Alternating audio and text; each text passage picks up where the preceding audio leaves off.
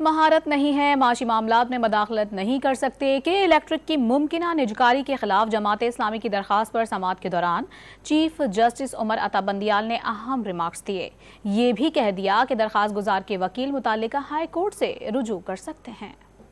Supreme court Karachi registry में के electric की निजकारी के खिलाफ जमात इस्लामी की दरख्वास्त पर समाअत। चीफ जस्टिस उमर अता बंदियाल ने रिमार्क्स दिए कि हम माशी मामलात में मदाखलत नहीं करेंगे। माशी मामलात में हमारी महारत नहीं। दरख्वास्त गुजार चाहें तो मुताल्लिका हाई कोर्ट से रुजू कर सकते हैं। दरख्वास्त गुजार के वकील रशीद रिजवी ने केस की समाअत आइंदा हफ्ते तक मुलतवी करने की इस्तदा कर दी। चीफ जस्टिस ने रिमार्क्स दिए कि आइंदा हफ्ते छुट्टियां हो रही हैं, जजेस दस्तयाब नहीं होंगे और मुताल्लिका रजिस्ट्रियों में होंगे।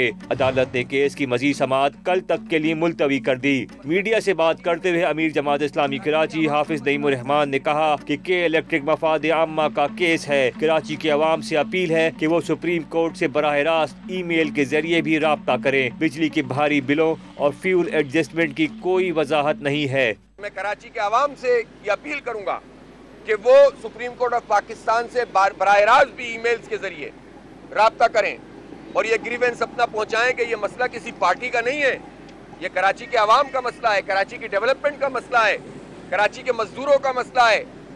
लोग जब थके हारे अपने कामों पे जाते हैं तो वो क्या परफॉर्मेंस दे सकते हैं? जो बिल आ रहे हैं भारी भारी, कोई जस्टिफिकेशन उसकी नहीं है। फ्यूल एडजस्टमेंट चार्जेस पे जो हमें खाया जा रहा है, इसकी क्या जस्टिफिकेशन है? हाफिज नईम ने कह दिया कि के इलेक्ट्रिक की निजकारी किसी पार्टी का नहीं, अवाम का मसला है।